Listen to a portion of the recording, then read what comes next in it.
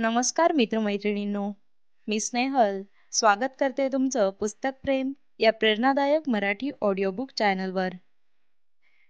आज आपण सुरू करणार आहोत एक असं पुस्तक जे तुमचं जीवन पाहण्याचा दृष्टिकोन बदलून टाकेल. पुस्तकाचं नाव आहे the courage to be disliked. हे पुस्तक आहे संवादाच्या स्वरूपात. एक तरुण ज्याच्या मनात हजार प्रश्न आहेत, अपूर्णता आहे, गोंधळ आहे, आणि दुसरीकडे एक तत्वज्ञ जो अल्फ्रेड एल्डर या मानसशास्त्रज्ञाच्या विचारांनी प्रेरित आहे. हा संवाद तुमचं मन हलवून टाकेल. चला तर मग आपण ही विचारयात्रा एकत्र सुरू करूया. खरंच का भूतकाळ आपलं भविष्य ठरवतो? अनेक लोक असं म्हणतात, मी असा आहे कारण माझं बालपण अशा परिस्थितीत गेलं. माझे आई वडील सतत भांडायचे, त्यामुळे मी आतल्या गाठीचा झालो. किंवा शाळेत मला चिडवलं जायचं म्हणून मला लोकांमध्ये भीती वाटते. हे खरं आहे का? तर तत्वज्ञ सांगतो, भूतकाळाने आपल्याला जखमा दिल्या असतील, पण आपली दिशा ठरवण्याचा अधिकार त्याच्याकडे नाही. एल्डरचं मानसशास्त्र सांगतं की आपलं वर्तमान वागणं ही निवड आहे. आपण जसे आहोत तसे राहणं ही देखील एक ठरवलेली भूमिका असते. जर कोणी म्हणत असेल, मी अंतर्मुख आहे, मला लोकांसमोर बोलायला भीती वाटते, पण एल्डर म्हणतो, तू अंतर्मुख असल्यामुळे नाही, तर तुला चुकण्याची, अपयशी ठरण्याची भीती वाटते, म्हणून तू गप्प राहतोस.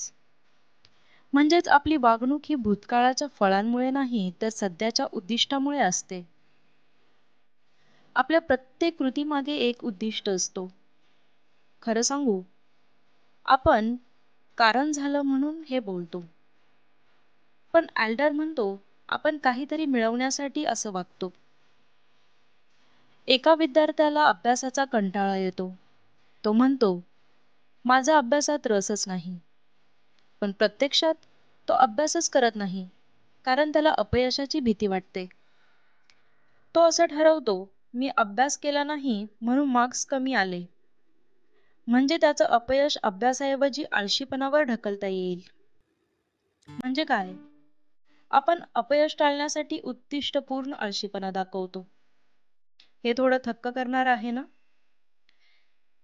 आता आपण पाहूया इतरांना खुश करणं का गरजेचं नाही. आपल्याला लहानपणापासून शिकवलं जातं, लोक काय म्हणतील, त्यांना काय वाटेल, सगळ्यांशी चांगलं वागलं पाहिजे. पण यात सगळ्यांमध्ये आपण कुठेतरी स्वतःलाच हरवतो. एल्डर म्हणतो, सगळ्यांना खुश करणं शक्य नाही, आणि त्यासाठी स्वतःचा त्याग करणं ही खरी दुःखी गोष्ट आहे. तत्वज्ञ असं सांगतो, तुझं जीवन तुझं आहे. कोण काय म्हणतं यापेक्षा तू स्वतःला काय म्हणतोस हे अधिक महत्वाचं.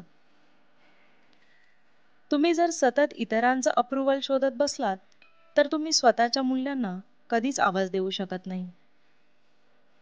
जबाबदारी स्वीकारा आणि स्वतंत्रता अनुभवायला शिका.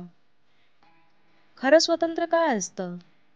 तर स्वतंत्र होणं म्हणजे इतरांच्या अपेक्षांपासून मुक्त होणं. आपल्याला वाटतं आपण मोकळे आहोत, पण बऱ्याचदा आपण लोक काय विचार करतील यांच्या जाळ्यात अडकलेलो असतो. म्हणून एल्डर सांगतो, तुमचं आयुष्य ही इतरांची जबाबदारी नाही, आणि इतरांचं मत ही तुमची जबाबदारी नाही. स्वातंत्र्याच्या दिशेनं पहिलं पाऊल म्हणजे जबाबदारी स्वीकारा. चला एक उदाहरण घेऊया. एक तरुण मुलगा आहे ज्याचं बालपण गरिबीत गेलं. आई वडील वेगळे झाले. तो शाळेत सतत चिडवला जायचा. आज तो म्हणतो, माझं आयुष्य खराब झालंय कारण माझा भूतकाळ तसाच होता. पण तत्वज्ञ सांगतो, मित्रा, तुझा भूतकाळ तुला बांधू शकतो, पण तू तो सोडून पुढेही जाऊ शकतोस. त्याला प्रश्न विचारतो, तू आज काय करतो आहेस? तर मुलगा गप्प बसतो, कारण तो आजही भूतकाळाच्या सावलीखाली स्वतःला रोखून ठेवतो. एल्डरचं मानसशास्त्र सांगतं, तू तुझ्या आयुष्याचा लेखक आहेस. तू पानं फाडून नवा अध्याय सुरू करू शकतोस. The courage to be disliked या पुस्तकाचा पहिला भाग आपल्याला सांगतो, भूतकाळ आपल्या हातात सोंगट्या ठेवतो, पण खेळ आपण खेळायचा असतो. आपल्या प्रत्येक वागणुकीमागे उद्दिष्ट असतं, त्याला समजून घ्या. इतरांना खुश करत राहिलात तर स्वतःचं जीवन विसराल. स्वतःच्या निर्णयाची जबाबदारी घ्या आणि खरं स्वातंत्र्य अनुभवा. जर तुम्हाला आजचा भाग आवडला असेल तर या व्हिडिओला एक लाईक द्या. कमेंटमध्ये लिहा, तुमचं भूतकाळ तुमचं वर्तमान कितपत ठरवतो, किंवा या भागातील कोणता विचार तुम्हाला आवडला ते लिहा. तुमच्या मित्रमैत्रिणींना हा व्हिडिओ नक्की शेअर करा. आणि असेच प्रेरणादायक पुस्तकांचे ऑडिओ बुक्स ऐकण्यासाठी पुस्तक प्रेम या चॅनलला लगेच सबस्क्राईब करा. तुमच्या वेळेसाठी आणि मनापासून ऐकल्याबद्दल धन्यवाद. पुन्हा भेटूया भाग 2 मध्ये अजून खोल विचारांसह.